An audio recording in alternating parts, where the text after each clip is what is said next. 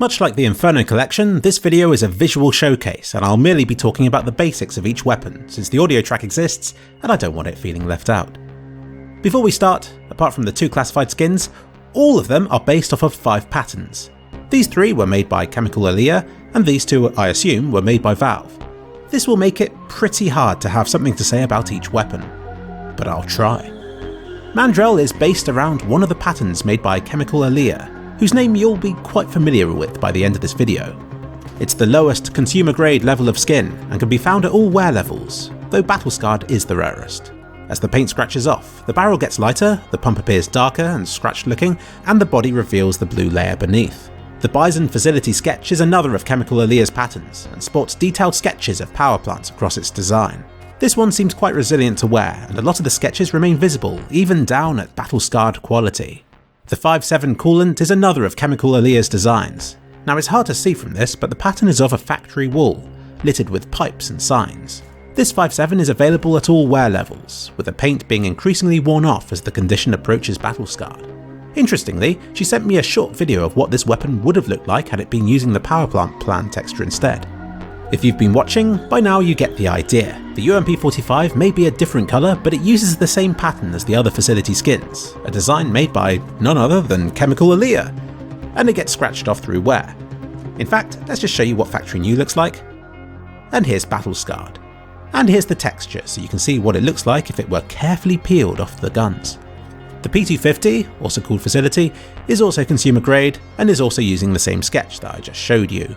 It's available in the same wear conditions, and being the same hydrographic finish style, gets scratched off through wear. Now for something different. We move on to the industrial grade skins with the Negev Bulkhead. It uses the same pipe and sign pattern as the MP7 Coolant did, but you wouldn't know it from simply looking at it.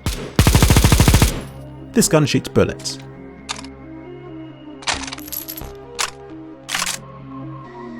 Cold Fusion, I assume, is a Valve design and features lots of spooky skulls and bones. And whilst most of the weapons covered so far are available in battle scarred, this one's wear value drops further into that category than most, resulting in some heavily scratched designs. The M4A4 Mainframe is another of Chemical Alia's patterns, which appears to resemble a circuit board.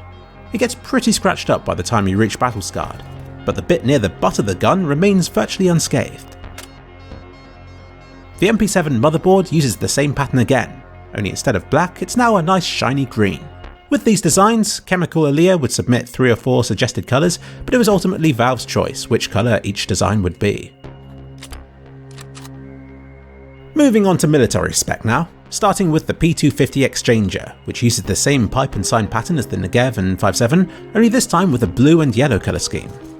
Remember that the pattern's placement will be different for each skin.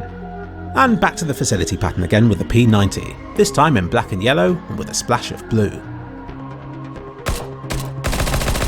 This was another one of the skins that Chemical Alia had sent me, but in a different colour. I present to you the P90, had it been mostly blue and with dashes of yellow. Acheron. The AWP Acheron features Valve's skull pattern, only with a lot more colours than the blue Galil design had. Acheron is a river in Hades, so I guess lots of skulls are fairly relevant. This design, when at the lower end of the battle scarred wear level, is almost black, as very little of the skulls remain. The MP5. Always more exciting to see than the others, just because it's the MP5. We've had this pattern in green with the MP7 and black with the M4, but now we get it in lovely shiny blue with this one. Available in all wear levels, though battle scarred will be hard to come across. Now into restricted quality with the AUG Random Access. With its computerized theme, it uses the same pattern as the MP5 you just saw, but it will be the last time in this video that you see it, so make the most of it. Savour it. Once again, available in all wear qualities, but battle scarred drops will be rare. She sent me this one in an assortment of other colours. You can see here what it would have looked like in green, blue, and purple. The Mag 7 core breach looks a bit like the AUG, but stare a little more closely and you won't see a circuit board in sight. Instead, this is a Valve theme containing lots of radiation signs. It's the only one from this collection to feature this pattern. Some bits will have orange signs on a black background, others black signs on an orange background. Having black as one of this skin's main colours makes it harder to tell which bits are part of the pattern and which parts are simply scratched off. It's worth seeing the underlying texture again, just to get a feel for this pattern. Nuclear Garden returns to the skull and bone skin from Valve, but this time in a happy, sunny looking green colour. Of death. It's available in all wear grades, and it retains a lot of the pattern even at battle scarred, with most of the wear concentrated along the edges. Now finally, we get away from the patterns as we reach the covert skins, and Millenia gets his time to shine.